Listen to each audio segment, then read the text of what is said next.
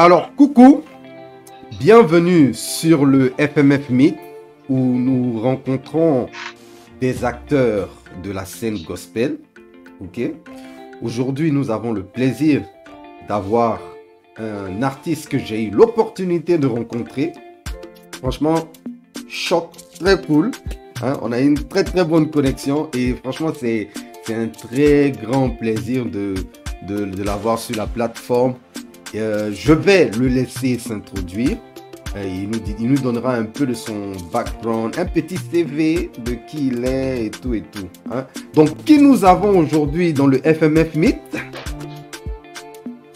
Pierre Kossa. Fantastique, fantastique. Alors, Pierre, comment vas-tu? Salut à tous, salut chers auditeurs. Je vais très très bien, moi c'est Pierre Kossa, je suis résident en France et c'est un réel plaisir de faire cette émission avec mon très cher Rami. Voilà. Fantastique, fantastique Pierre. Alors, Pierre, dis-nous, qui est Pierre Kossa? Comment tu es arrivé? Je sais que tu es un artiste gospel, mais comment tu es arrivé à la musique gospel? Super. Je tiens à remercier déjà pour cette opportunité que tu me donnes de pouvoir faire connaître ce que Dieu a mis sur mon cœur. Il faut dire que je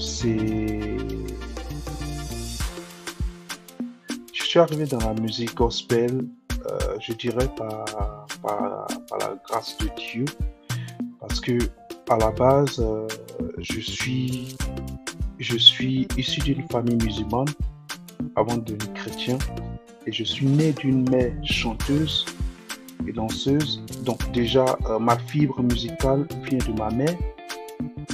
Et ce qui m'a amené réellement à être dans la musique gospel, il faut dire qu'auparavant, dans les années 2000, j'étais fortement influencé déjà par la musique profane. Donc j'étais DJ dans le milieu séculier. Et après, quand j'ai été rattrapé entre-temps dans ces mêmes tranches d'années, c'est-à-dire entre 2000 et 2010, j'ai vraiment commencé à exercer, comment on appelle, à me mettre à fond pour le Seigneur et aussi à exercer dans l'église. Donc, je dirais que c'est vraiment à partir des années 2000, je dirais 2008 que j'ai commencé vraiment à faire le service dans les églises et autres. Donc en 2018, j'ai fait sortir mon premier single. Et par la suite, mon premier album, et par la suite, tout s'est enchaîné. Donc, Pierre Kossa, c'est vraiment, les gens ont commencé à connaître Pierre Kossa entre 2016 et 2018. Voilà un peu une brève explication sur ma personne.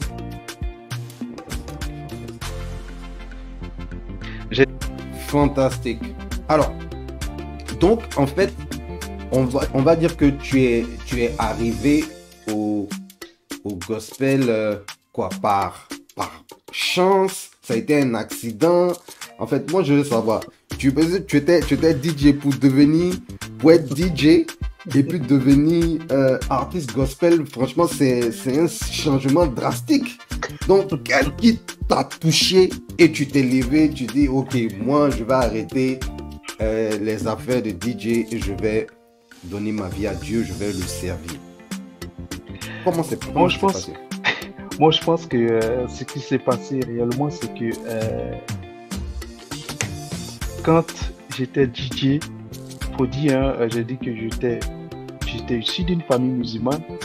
Donc, quand, après le décès de mon papa, j'ai eu un changement radical. Parce que quand mon papa est décédé, qui était vraiment mon mentor, qui était imam, donc le changement radical a été là parce que j'ai appelé une grande paix dans mon cœur, j'ai appelé une joie dans mon cœur parce que la tristesse m'envahissait jusqu'au point où j'avais envie de partir avec lui. Donc c'est comme ça que j'ai simplement demandé à ce que Jésus me remplisse. Parce que comme je me cachais pour aller dans les églises, j'étais musulman, mais je me cachais pour aller dans les églises. Donc j'ai dit vraiment, si ce Dieu-là existe vraiment, qu'il me remplisse. Et j'ai été rempli d'une grande joie qui, vous allez remarquer, c'est cette joie-là que je communique dans toutes mes chansons. Maintenant, la fibre, aujourd'hui, si je parle de comment j'ai été DJ et je suis passé de DJ à être chrétien, il faut dire que déjà, Jésus m'avait rattrapé. Et j'avais commencé à servir à l'église, mais sans toutefois être vraiment dans l'œuvre. Je me cachais, j'allais à l'église, je finissais, et puis je me retrouvais à la rue Princesse ou bien dans mon coin pour travailler. Donc j'étais à cheval. J'étais vraiment à cheval. Entre à la cour et venir dimanche pour venir prendre le micro pour chanter. Donc il fallait faire un choix. Il fallait décider. Et c'est ainsi que vraiment j'ai eu cette conviction. Un jour, je n'étais pas baptisé, je suis allé dans une église et le pasteur m'a vu et il m'a dit: ah mais j'étais en train de chanter pendant le culte, j'étais à fond dans mon truc. Après le pasteur il m'attrape à la fin du culte, il m'a dit: mon fils, viens, on va se voir. Voilà, je vois que vraiment tu es baptisé. Je dis non. Tu dis non. Franchement, tu as quelque chose. Quand tu chantes, il y a quelque chose, tout ça. Est-ce que tu peux pas nous aider au niveau de la musique? Il n'a même pas cherché à savoir si, qu'est-ce que tu fais? Tu es DJ, tu es ça. Non. Il m'a simplement dit: ah, viens servir. Bon. Pasteur qui me dit de venir servir, je lui ai dit: ah mais je chante pas d'habitude, il dit non, viens. Et j'étais même pas baptisé. Et ce dernier m'a pris sous sa couverture pour rentrer dans le groupe musical. Et ça m'a tellement touché. Et je salue de passage ce pasteur. Et le pasteur Agogo, s'il est encore en vie, parce que désolé, depuis que j'ai quitté Niagon Sud à gauche, je n'ai plus de ses nouvelles jusqu'à aujourd'hui. Et ce dernier-là m'a donné ma première grâce de pouvoir chanter pour le Seigneur. Et c'est de là tout est parti. Jusqu'à ce que je change d'église et que je me donne convenablement à Dieu. Même quand j'étais allé dans l'autre église, il m'a recommandé à l'autre église pour dire: il n'est pas encore baptisé, mais il chante dans mon église. Donc, si vous voulez le baptiser, baptisez-le, mais qu'il continue d'exercer parce qu'il a quelque chose. Et c'est comme ça que j'ai commencé à exercer dans notre église jusqu'à ce qu'on me baptise, je pense en 2005, en mars 2005. Je ne vais jamais oublier cette date. Donc voilà un peu comme ça, j'ai basculé. J'ai basculé, j'ai commencé à servir le Seigneur. Fantastique. Alors, quelle a été ta marche depuis que tu as commencé à servir le Seigneur jusqu'à aujourd'hui?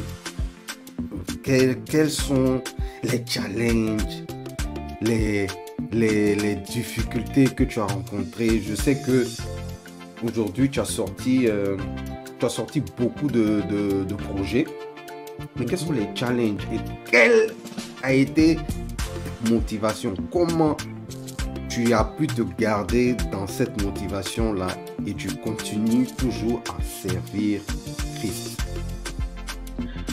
La grande motivation, c'est les épreuves. La grande motivation, c'est les défis.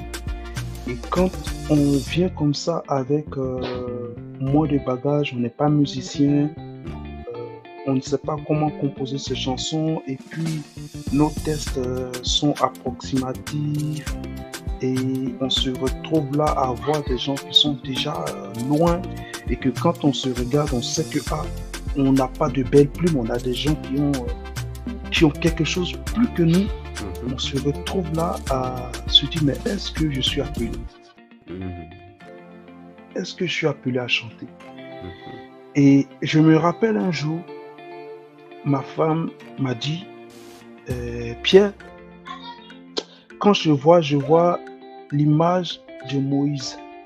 Et Moïse, il était bègue, mais Dieu l'a utilisé. Pas parce que les autres étaient plus forts que lui, mais Dieu l'a qualifié. Et au début, moi, elle me disait, au début, quand je te voyais, je me disais, mais toi, c'est ça, hein, même quand j'ai commencé à proposer mes premiers tests, comment on appelle, à la maison, elle me dit, oh, toi, il faut chanter simplement à l'église. Non, toi, reste à l'église. C'est mieux que tu restes à l'église. T'es pas fait pour chanter dehors. Reste à l'église parce que...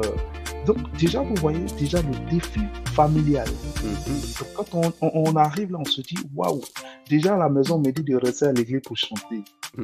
Ah, ça veut dire que c'est déjà chaud. C'est déjà chaud, ça veut dire qu'il n'y a pas de matière. Mais pour dire que quand tu reçois la vision, Dieu fait tout pour créer la provision. Il fait tout pour donner les choses derrière les éléments pour que ce don puisse voir le jour. Parce que c'est lui qui a donné le don. S'il t'a appelé, il va t'équiper. Et c'est comme ça que Dieu a commencé à m'équiper. Il a commencé à me faire composer des chansons qui venaient carrément de ma tête, qui étaient déjà prêtes, qui étaient déjà... les paroles étaient déjà là, il fallait quelques ajustements avec les beatmakers ou ceux qui avaient ces choses-là pour pouvoir m'aider à rentrer dans la vision, dans cette vision.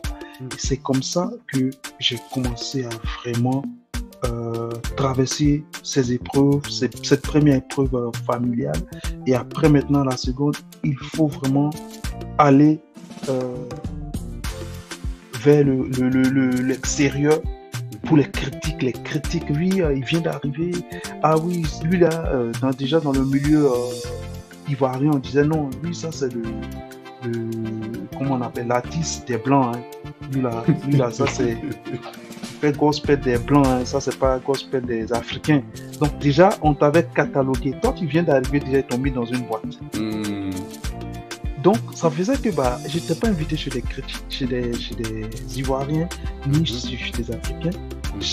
Et c'est les Européens, les Français et autres qui ont commencé à m'adopter, qui ont commencé à m'inviter. Et ça fait que j'ai commencé à avoir une fan base, un peu. Et c'est comme ça, ces personnes ont commencé à revenir vers moi pour dire, ah, ouais, est-ce que tu peux venir ici? Parce que mes actualités, c'était beaucoup plus de l'autre côté. Et j'ai commencé à m'adapter. C'est comme ça que mes chansons ont été beaucoup plus adaptées chez les Européens. Donc, même si mon arrangeur principal, il a adapté la musique en Europe, mais bon, c'était Dieu qui avait orienté ça parce que c'était cette saison-là. C'était la saison de comment il va faire pour pouvoir surpasser ses épreuves dans cette saison. Maintenant, je suis face à une autre saison. Donc, j'attends ce que Dieu a prévu pour cette autre saison. Fantastique. Pour les épreuves qu'il y aura dans cette autre saison. Fantastique. Alors, moi, je veux savoir, comment tu trouves la scène gospel en ce moment? Je dois commencer par la scène gospel francophone. Non, la scène gospel en général. Et après, la scène gospel francophone. Quels sont tes feelings par rapport à comment les choses se passent en ce moment dans le gospel? Ok, dans le gospel, pour moi, il faut scinder le gospel. Il y a le gospel purement africain. Il y a le gospel anglais. Le gospel anglais n'a pas bougé. Le gospel anglais travaille beaucoup, toujours dans la performance, et toujours il y a des gens qui viennent surpasser d'autres. Et ça crée toujours ce gros défi entre eux qui fait que le gospel anglais est toujours à un haut niveau. En fait, le gospel anglo-saxon, américain, Voilà, anglo-saxon. Américain, Oui, c'est ça le... en fait. Je mets tout le monde dans le même lot. Voilà, je voulais pas dire non, ceux de Londres, ceux du... Non, je mets toujours dans le même lot. Et même Nigériens, ceux qui sont dans le côté anglophone, pareil. Je les mets toujours dans le même lot parce que c'est ce même défi qu'ils ont. Et maintenant, le gospel francophone, nous sommes en train de prendre du niveau, mais à partir de l'Afrique. À partir de l'Afrique, le gospel est en train de prendre le dessus. Parce que les Européens ont un moment pris le dessus sur le gospel francophone, mais ils n'ont pas pu parce que ici, nos églises sont de véritables obstacles. L'église et la communauté. Parce qu'il n'y a pas réellement d'espace pour promouvoir les artistes comme en Afrique. En Afrique, les églises sont ouvertes pour pouvoir accueillir un dimanche, même 2 chantres qui viennent proposer leur musique. Ça leur fait de la promo, ça les fait connaître. Et ça va très vite. Et c'est cette plateforme-là que les francophones africains ont, que les Européens n'ont pas. Les Européens ont la technologie, les Européens ont tout, mais ils n'ont pas ce côté de proximité qui permet au gospel d'évoluer parce que la communauté est un obstacle. Et aussi, les églises sont des obstacles parce qu'aujourd'hui, il y a pas mal d'églises qui sont des églises louées. Ils ont 2 heures de culte. Toi, tu as venu faire quoi? Tu avais venu quelle promo? Même 15 minutes, c'est trop pour eux. Même 5 minutes, c'est trop. Soit tu as un groupe, tu es invité et en même temps, intelligemment, tu introduis ton nouveau titre et puis tu le chantes si tu es une personne qui est dans le groupe musical. Voilà, ça, je différencie l'artiste au chantre qui fait du gospel. Parce que quand on passe dans le niveau côté chanteur-artiste, c'est un autre level. Les chantres même qui fait la musique dédiée pour l'église, ils peuvent être invités dans les églises. Mais les artistes, très souvent, ils n'ont pas de plateforme en Europe pour se faire connaître. Pourtant, en Afrique, un artiste peut passer dans les églises. Bien.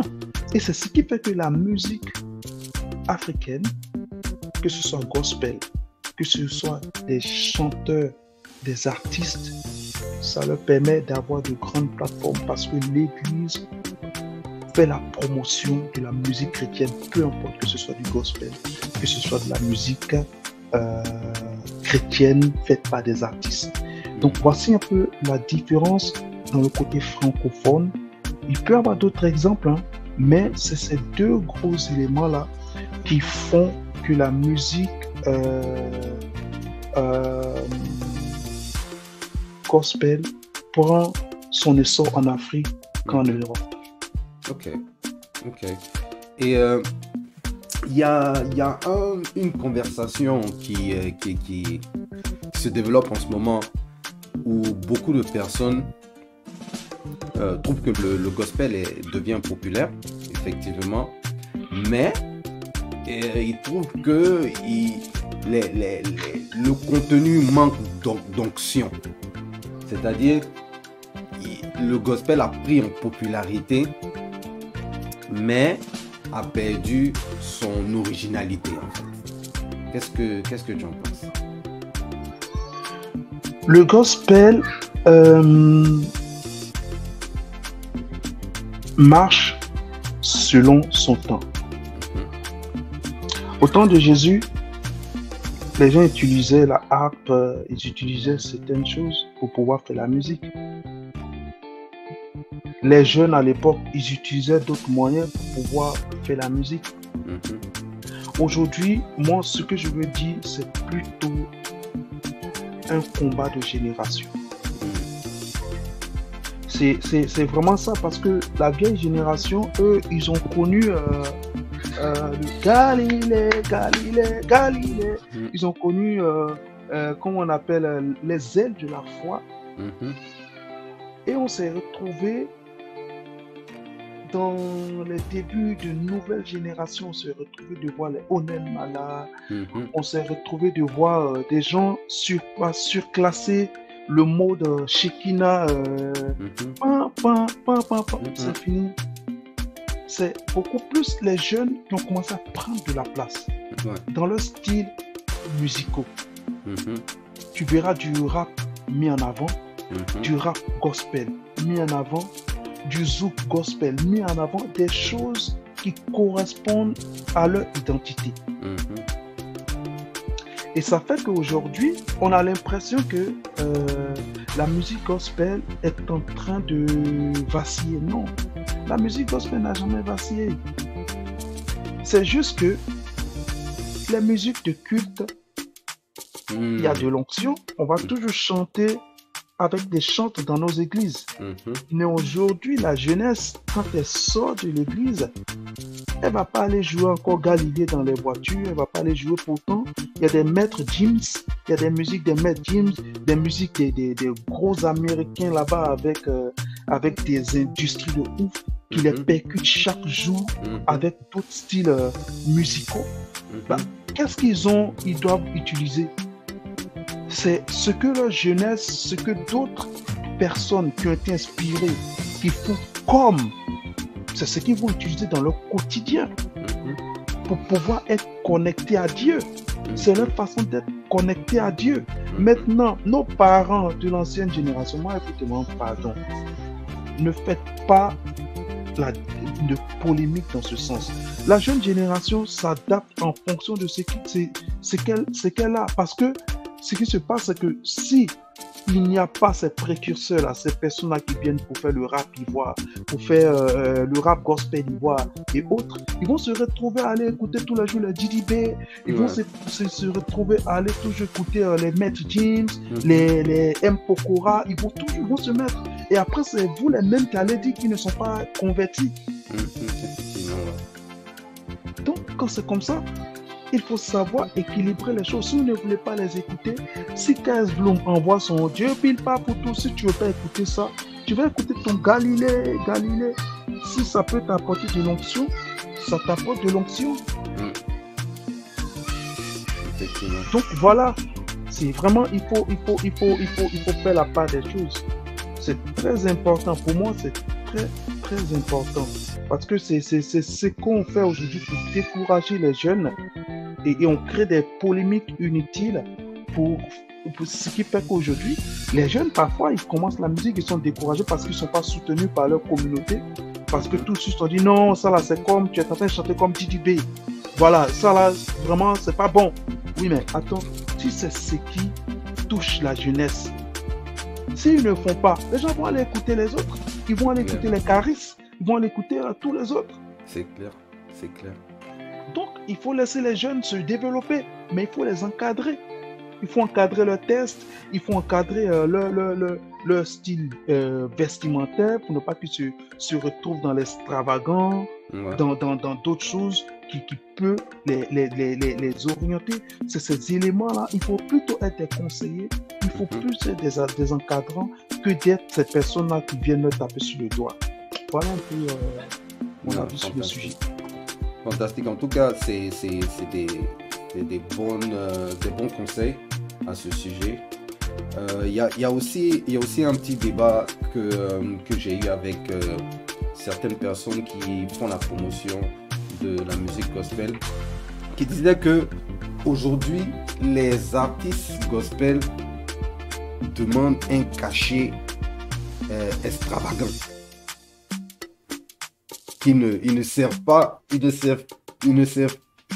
plus Dieu, mais ils sont beaucoup plus dans l'aspect financier. Donc, bon, on sait qu'on a des artistes de renommée qui ont qui ne charge pas. Je crois qu'il y a un artiste comme Nathaniel Bassé qui disait que lui, il a son, comme on dit, il a sa relation avec Dieu. Et dans sa relation, il ne charge pas pour son ministère. Il a il a un certain standard qui est requis, mais qui ne charge pas pour exercer son ministère. Donc, lui, il ne charge pas. Mais est-ce que ça devrait être le même standard pour tous les artistes gospel, sachant qu'aujourd'hui, si tu veux avoir certains artistes américains, s'ils doivent venir en France ou à Londres, il faut payer des sommes considérables avec les hôtels et tout. Je connais des artistes en Afrique, en Côte d'Ivoire, que ce soit en Côte d'Ivoire, même au Congo, qui pour leur performance prennent des cachets considérables. Est-ce que ce n'est pas aussi normal pour ces artistes-là qui ont mis de l'effort et qui ont investi dans leur carrière de se retrouver à ce niveau-là aujourd'hui, de pouvoir vivre de leur ministère, ou en tant que personne qui sert, ils devraient avoir au moins une limitation dans la demande de leur rémunération? Comment toi tu vois ça? Moi, je pense que c'est un débat complexe. C'est un débat qui revient sans cesse. C'est un débat où beaucoup aussi abusent, mais je pense que je vais débattre sur tous ces points, mais il faut dire que l'ouvrier mérite son salaire. Pour moi, c'est très important parce que la grande partie de ces personnes-là ont pris de leur temps, ils ont sacrifié de leur temps. Peu importe, si on dit non, c'est des chantres, ils sont comme des lévites. D'accord? Les lévites, là, les gens les nourrissaient, ils ne travaillaient pas. Les gens venaient leur donner à manger, ils nourrissaient leur famille. Oui, ils nourrissaient leur famille.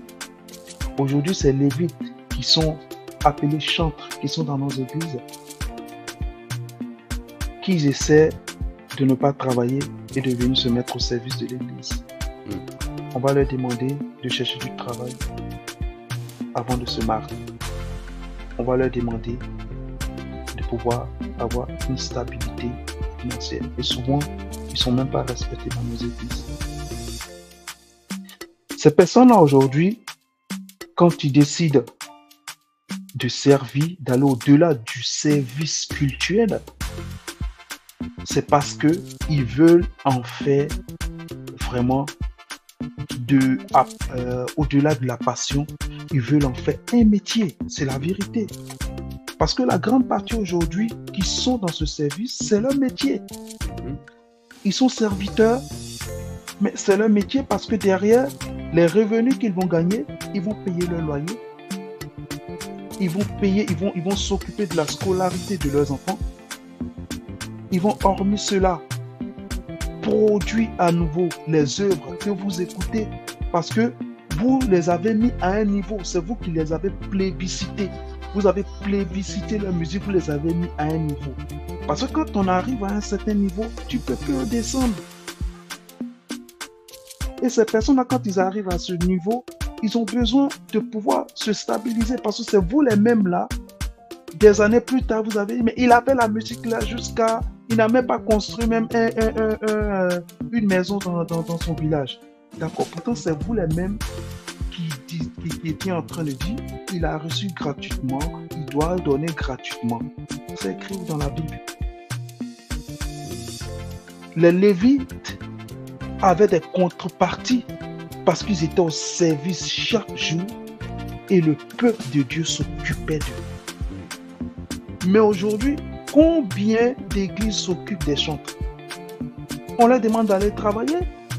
On leur demande même de payer la dîme. Donc quand on arrive à ce niveau, les chantres veulent en faire un métier, Mm. mais ne pas abandonner leur église. Parce que quand ils tournent, quand on leur demande toujours, quand ils deviennent renommés et que ces personnes-là disent que non, je viens de cette église, c'est pas le pasteur même qui est là-bas qui est content pour savoir que tel chante-là vient de mon église. C'est pas vous-même le peuple qui est derrière là qui êtes vraiment content pour ça. Ah non, qu'est-ce que nous vient de vase d'honneur. Mais dans 10 ans, l'onction d'aujourd'hui n'est pas forcément l'onction de 2025. Donc, pendant qu'il est dans l'onction, il doit tout faire pour s'asseoir. Il doit tout faire pour pouvoir pérenniser. Pour que quand l'onction d'aujourd'hui ne soit pas l'onction de demain, parce que demain, vous allez le mettre dans l'oubli. Mais demain, quand il sera dans l'oubli, c'est vous les mêmes là qui allez revenir dire que ah mais avec tout ce qu'il a fait la tournée dans le monde entier là, il n'a même pas construit une maison même pour sa maman, il n'a même pas même construit il n'a même pas fait des dons pour l'église, il n'a pas, c'est vous les mêmes là qui allez dire ces choses. Donc pour ma part, j'essaie de placer le décor, j'essaie de placer les choses dans le bon sens pour dire que le chantre, il peut prendre l'œuvre que Dieu lui a donnée pour pouvoir vivre de ça demain. Maintenant, parlant des sommes exorbitantes, souvent, ce n'est même pas le chantre même. Le chantre, quand il commence à travailler et il atteint un certain niveau, il est géré par une équipe. C'est toute une industrie qui est derrière. Et l'industrie qui est derrière, il y a le manager qui doit prendre son cachet. Il y a les musiciens qui doivent prendre leur cachet. Il y a derrière les studios, et les répétitions, tout et tout qu'il faut gérer. Parce que quand tu atteins un niveau, le spectacle doit atteindre ce niveau. Donc quand on vous demande un certain cachet, ça fait mal. Mais très souvent, bon, même si d'autres exagèrent, mais je dis clairement, ce qui fait que le chantre a souvent certaines normes. Parce que pourquoi il demande ces normes? Parce que moi-même, je me rappelle bien, je n'ai pas été vigilant sur certaines conditions. Je suis allé dans un concert, je me souviens bien. Ils m'ont donné des musiciens au dernier moment où je me suis retrouvé à être frustré sur la scène. Parce qu'ils n'ont même pas le niveau, Parce que j'ai demandé à venir avec mes musiciens. Ils m'ont dit non, les musiciens qu'ils ont, ils ont le niveau. Les choristes ont le niveau. Ça fait plusieurs événements où je me suis retrouvé dans ces problèmes. C'est pourquoi il y a des artistes qui ne veulent plus se retrouver dans ce niveau. Soit les Américains, tu vas voir, quand ils demandent un cachet, ils viennent avec leurs propres musiciens. Parce qu'ils ont l'habitude de jouer avec eux. Ils savent qu'ils vont faire le spectacle qu'ils ont envie de faire. Ils savent que quand ils respirent, le pianiste derrière même, il joue la respiration. Donc ça fait qu'ils sont dans leur élément. Donc quand ils posent des conditions et qu'ils négocient, il faut qu'il y ait le même niveau de prestige là où ils sont invités. Donc il faut regarder. Les Nigériens aujourd'hui, quand on les invite, c'est pas petit cachet. Mais au niveau francophone, on se plaint toujours de l'argent. Dès que quelqu'un commence à mettre, on a même le même esprit français. Les Français passent le temps à se plaindre.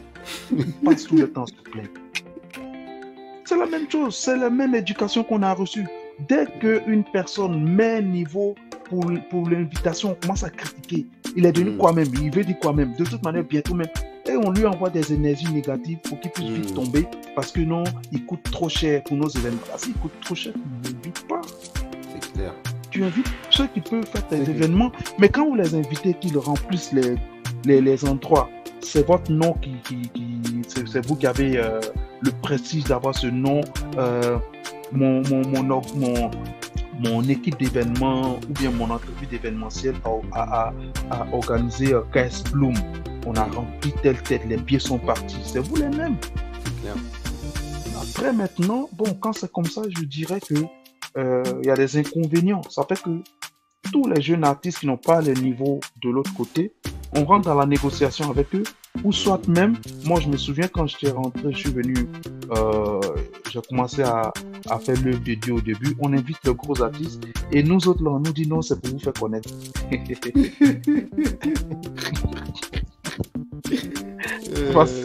Parce que pour eux, on n'a pas assez de tout. Donc, pour voir un peu, tu vois un peu comment ça se passe. Donc, voilà un peu résumé ce que je peux dire à ce sujet. D'accord. Non, fantastique. J'ai beaucoup apprécié ton intervention sur la question. Alors, on va changer un peu de direction, hein. Moi, je veux savoir connaître un peu tes influences musicales, tu vois. Si on veut découvrir quelle est l'alchimie qui se cache derrière la musique de Pierre Caussat, hein, qu'est-ce qui t'a influencé? Donc tu vas d'abord nous donner trois artistes qui t'ont influencé musicalement. Les trois, comme on dit en anglais, on dit les trois top artistes. Trois artistes qui t'ont influencé musicalement. Tes trois top artistes. Ok, en premier, c'est Onel Mala, le grand frère Onel Mala, qui m'a beaucoup influencé. Après, il y a eu Shekina, pour moi-même, j'aime faire la louange. Ils m'ont vraiment influencé par leur génération. Par leur génération. Ouais. Je tournais dans la nouvelle génération. Ouais. Et en trois, je dirais c'est Cœur Frankie. Sa façon d'être sur scène. C'est vraiment sa prestation scénique, tu vois. Ces éléments, ces différents points, je dirais c'est trois, sinon il y en a deux. Fantastique. En tout cas, même moi c'est pareil. Hein. Onel Mala, on va dire, j'ai découvert même la musique gospel sur Onel Mala. Quand j'étais un peu plus jeune, pour mon anniversaire, ma mère m'a envoyé à un concert au Palais de la Culture. Waouh! Et je pense que même peut-être c'était mon premier concert, hein. Mais c'était une expérience entre moi et ma mère en fait. Et c'était le concert d'Onel Mala. J'étais tellement épaté de voir quelqu'un, mais qui exprimait sa joie, son amour pour Dieu. Et il pouvait transférer son énergie là à tout un public qui lui redonnait ça. Mais toute la salle l'onction était dans la salle, tout le monde louait. Tu avais les titres, les vertus de gloire. Mais tu pouvais même sentir la chair de poule dans la... Non, c'était quelque chose. Et après, j'ai voulu savoir un peu ce que c'est cette expérience-là. Et j'ai découvert la musique chrétienne et tout. Donc, Onel Mala, on va dire, grosse source d'inspiration pour moi. Grosse source d'inspiration. Shekina, c'est des hits pour la musique chrétienne. C'est-à-dire, tu peux pas aller dans un événement francophone où tu vas pas entendre les Brûle en moi, tu vas pas entendre ces classiques-là. Et Kirk Franklin, lui, comme on dit en anglais, c'est un game changer. Lui, il a révolutionné, la musique gospel. Donc, franchement, moi, je suis avec toi dans les choix. Donc, là, tu vas me donner trois chansons, hein, que toi-même, tu ne te lasserais pas d'écouter. Trois chansons. Tes trois chansons favorites. Trois chansons favorites. Franchement, parlant de chansons, j'ai une chanson parce que Dieu m'a sorti de...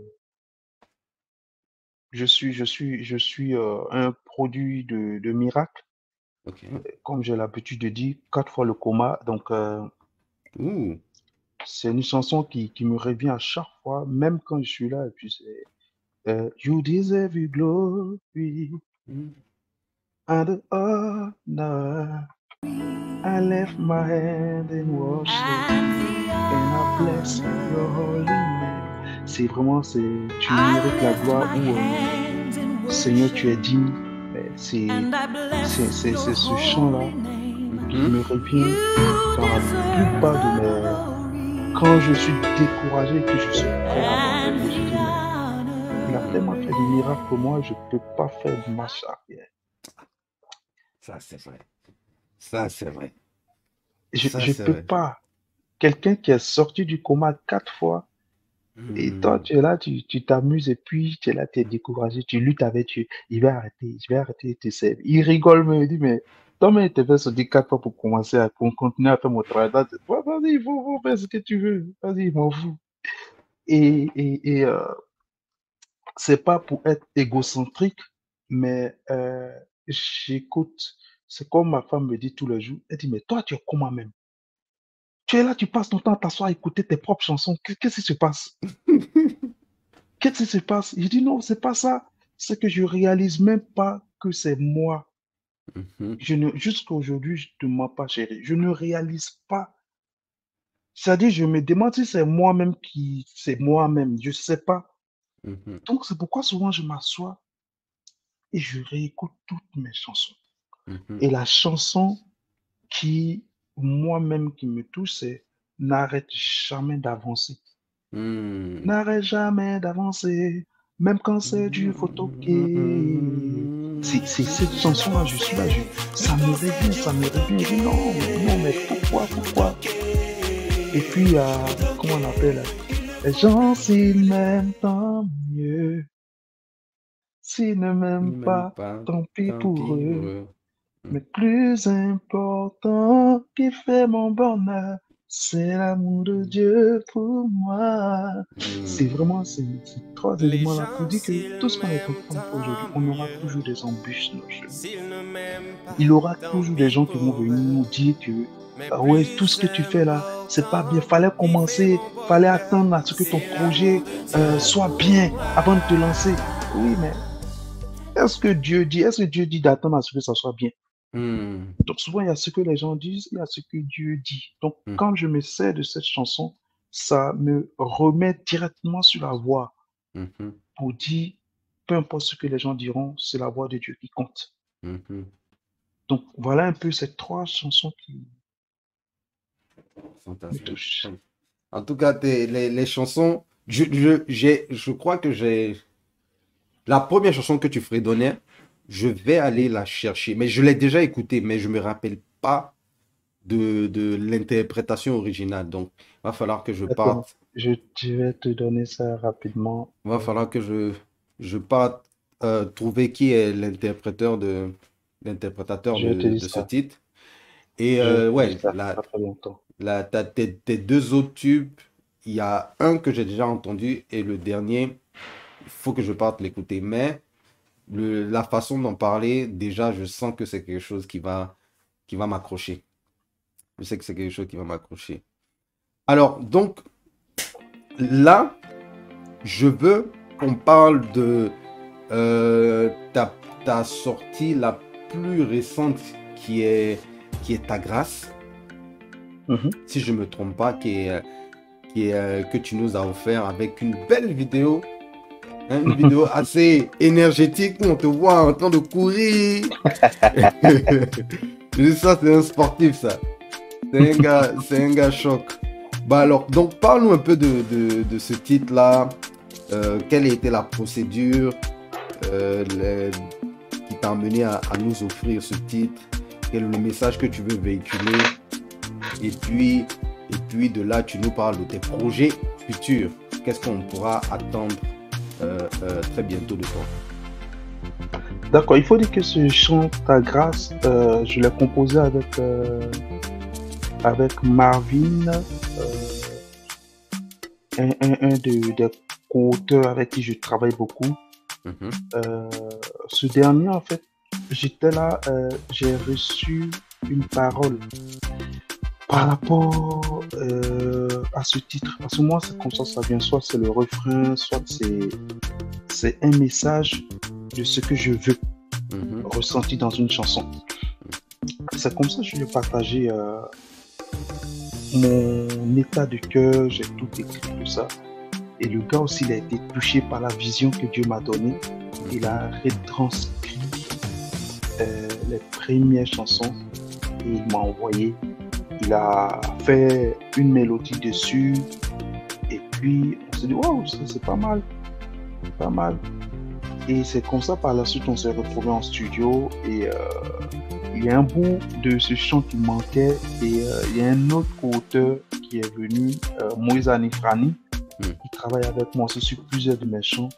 Il m'accompagne en studio aussi comme Manu Ange. J'ai vraiment une équipe vraiment d'amis derrière qui croient en ce que je fais. Et je leur dis merci au passage. Et il est venu, il a écrit le dernier couplet. Okay. Voilà. Donc pour dire vraiment, c'est comme ça, c'est une œuvre divine. Et les gens ils voient peut-être cette chanson comme ça, mais c'est une chanson qui touche beaucoup.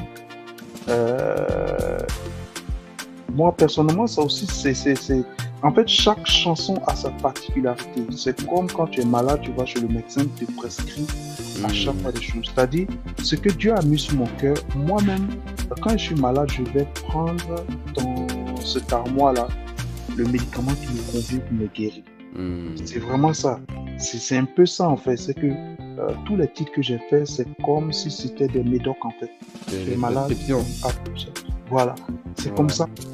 Et à peu près, cette chanson Ta Grâce, il continue de faire son chemin sans forcer, sans bruit, mais il y a des témoignages. Chaque chanson que tu vois que Dieu a mis sur mon cœur, il y a des sourds qui ont entendu.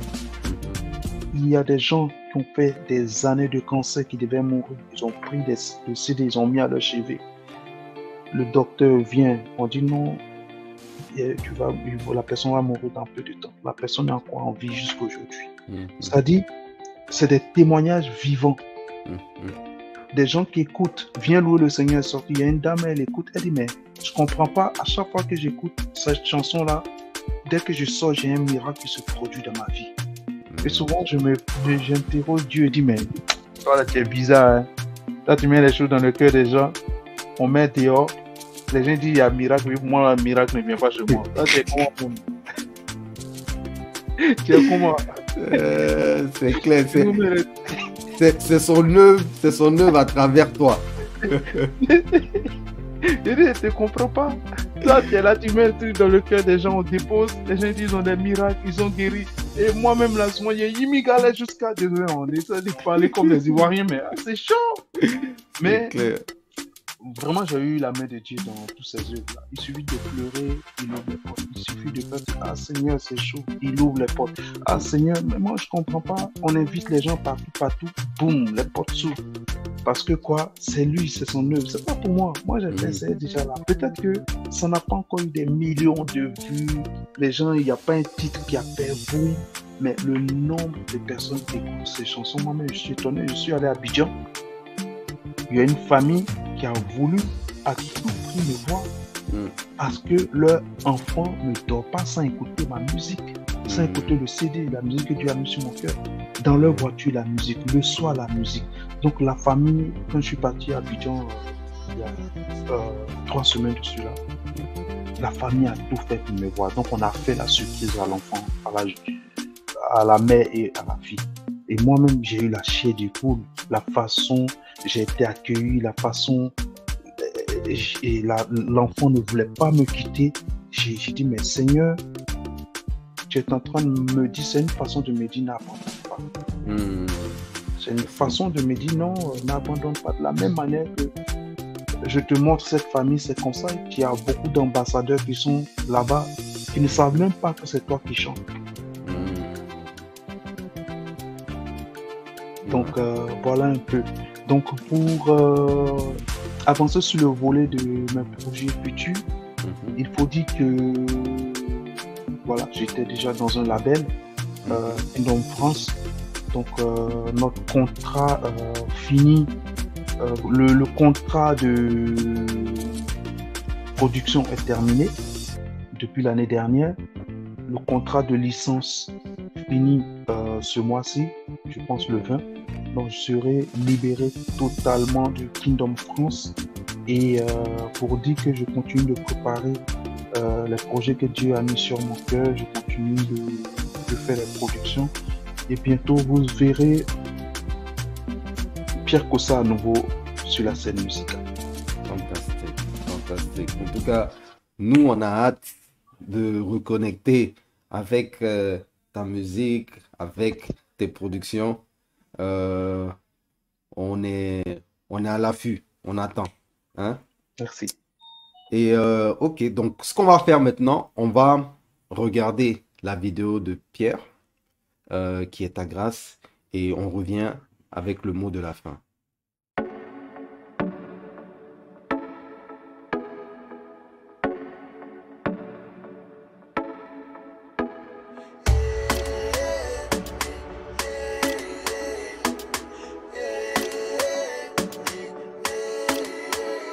Je te rends honneur pour tout ce bonheur que tu me donnes encore en tout temps. Oui. En tout cas, Pierre, ça a été franchement un plaisir de t'avoir sur le FMF Meet. On a appris beaucoup du personnage, de la musique, ton inspiration, de tes plans et tout et tout. Moi, personnellement, j'ai eu l'opportunité de te rencontrer. Franchement, ça a été une belle rencontre. Exactement. Moi aussi. Je suis en train de voir comment on peut collaborer au-delà de la rencontre, c'est-à-dire créer quelque chose musicalement et tout et tout. Franchement, ça sera sympa, hein. Ça sera sympa Ouais. d'avoir une petite créativité, toi et moi. Et Ça sera un plaisir pour moi. je veux te souhaiter le meilleur dans tes projets qui viennent et je te laisse le mot de la fin. Voilà, chers auditeurs, c'était un réel plaisir aussi de partager mon cœur, de partager ces informations avec vous. N'hésitez pas à aller sur tous les réseaux sociaux, sur YouTube pour découvrir mes musiques, mes clips sur toutes les plateformes de streaming. Vous pouvez me trouver là-bas. Vous pouvez aussi vous abonner sur mon Facebook, sur mon Instagram et on va se connecter. On reste connecté. Alors, vous aurez toutes les informations, hein, sur l'écran de comment vous pouvez avoir toutes les actualités sur Pierre Kossa, sur tous ces réseaux sociaux. N'hésitez pas aussi à aller sur les plateformes de streaming pour écouter son titre Ta Grâce, et aussi sur notre radio, fmfradio.com, où le titre Ta Grâce est aussi dans notre musique, librairie, où vous pouvez écouter en demande le titre de Pierre Kossa, d'accord? En tout cas, Yes. Frangin, ça a été vraiment un plaisir et j'espère qu'on se recaptera très bientôt avec de nouvelles sorties et pour parler de tes nouveaux projets. D'accord? Yes. Ok, on est ensemble. Yes.